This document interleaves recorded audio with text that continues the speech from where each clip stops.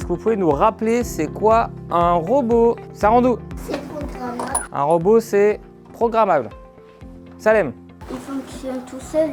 Ça fonctionne tout seul? Ça s'adapte à son environnement. Ça s'adapte à son environnement. On va avoir un atelier avec des tablettes. Vous faites vos petits défis avec le Bibot. Un atelier avec la ferme, où on va se faire des histoires pour emmener le Bibot à un certain point. Et le dernier atelier, il sera avec l'alphabet. Donc je vous donne une étiquette avec un petit mot qu'on garde secret. Comme ça, ce mot, on le fait deviner à l'autre équipe. Stop. On place son Bibot dans le bon sens. La première lettre, c'est le A.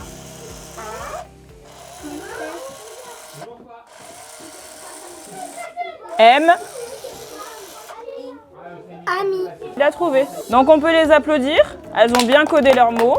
Aujourd'hui, on vous a accueillis pour participer à 4 ateliers sur la programmation de robots. Alors on a introduit la programmation dès le CP parce qu'en fait déjà pour commencer c'est dans les programmes et ça permet déjà aux élèves de CP d'acquérir toutes les connaissances et compétences qui sont liées à ça. On ne peut pas travailler la programmation tout de suite comme ça. Les élèves doivent avoir des prérequis. On a travaillé le vocabulaire avec les enfants. Pourquoi je dois utiliser un vocabulaire précis? En mathématiques, on a travaillé sur se repérer dans un quadrillage. C'est très dur pour eux. Et avec Michael, on pense que pour acquérir une notion plus facilement, on a besoin de passer d'abord par le corps. On est allé dans la cour, on a tracé un grand quadrillage et les robots, c'était eux. Ils ont vécu ce que vit le robot avec leur corps.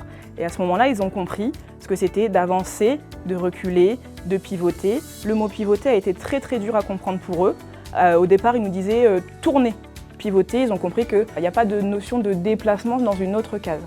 Et après l'avoir vécu avec leur corps, ils ont compris, et là on s'est vite rendu compte qu'en utilisant les robots, c'était bien plus simple. Ta mission, c'est d'aller donner un œuf de poule au cheval. Tu essayes de programmer et on va voir si ça fonctionne depuis la tablette. Ah, c'est dur hein, de s'imaginer comment ça pivote.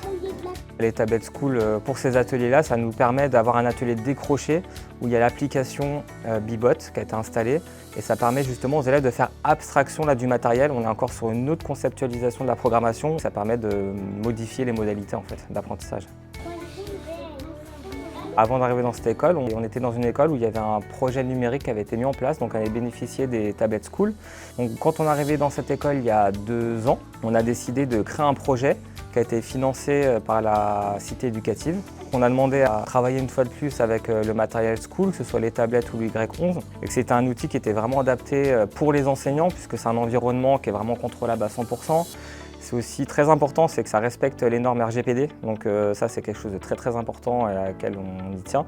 Et pour tout l'aspect aussi humain qu'il y a derrière, que ce soit le service client ou le relationnel qu'on peut avoir avec les différents chefs de projet qui nous aident à mettre en place ce type de projet-là. Et c'est vrai que c'est important, on a des compétences qui sont aussi dans les programmes, hein, et ça permet aussi de réduire les inégalités.